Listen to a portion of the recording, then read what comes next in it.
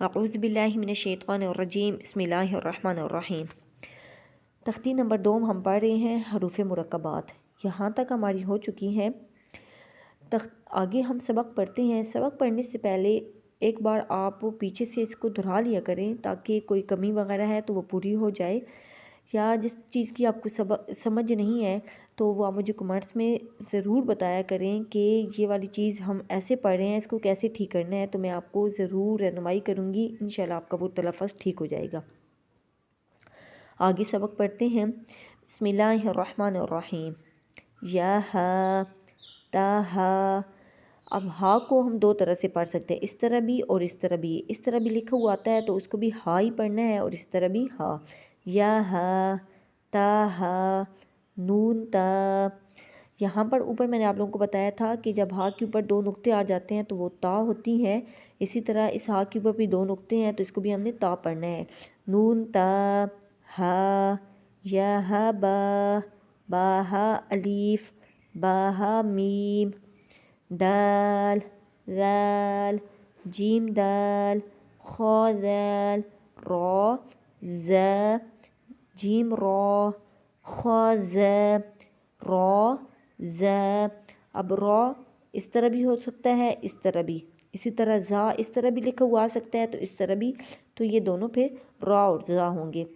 یا را تا زا، سین شین، سین لام، شین لام، صاد غاد، طا ظا، صاد با۔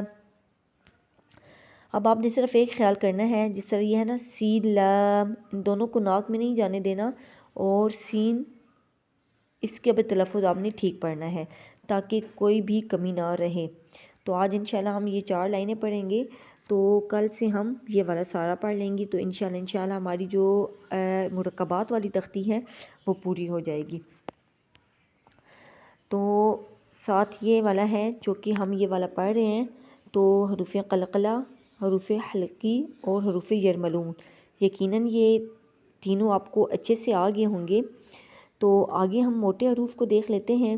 اب یہ والے جو ہیں موٹے حروف، ان کو یاد کرنے کی ضرورت نہیں ہے، بس ان کو ہم نے تلفظ کے اندر خیال کرنا ہے کہ یہ کس طرح پڑھنے ہیں۔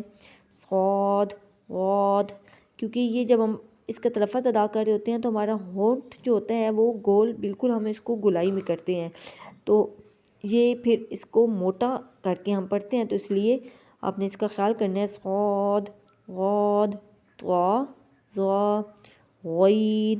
اب جو عین ہے نا یہاں پر، یہ دیکھیں عین، اس کو جب ہم ادا کر رہے ہوتے ہیں تو جو ہم نے ہونٹ کی جو ہم نے اس کو گول کر کے ہونٹ کو نہیں رکھنا، بلکہ جب ہم اس کا تلفظ ادا کرتے ہیں تو عین ایسے نیچے کی طرف آتا ہے، تو یہ گول نہیں ہوتا، تو اس لیے یہ، لیکن جب غین پڑھتے ہیں تو ہم نے ہونٹ کو گول کرنا ہوتا ہے، غین، تو اس لیے یہ موٹے حروف میں آ رہا ہے۔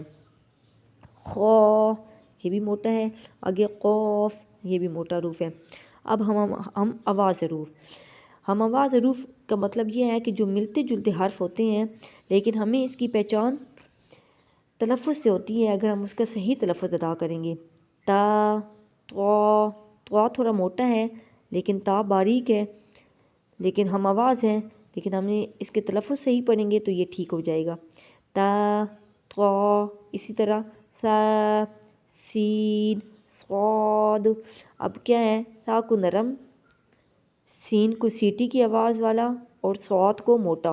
اب یہ تینوں کے الگ الگ تلفظ ہے، لیکن جب ہم اس کو پڑھیں گے تو ہم تلفظ سے ہی پتہ چلے گا، وگرنہ اگر ہم تلفظ کے ساتھ نہیں پڑھیں گے تو یہ تینوں سیم ہو جائیں گے، ایک جیسے بن جائیں گے۔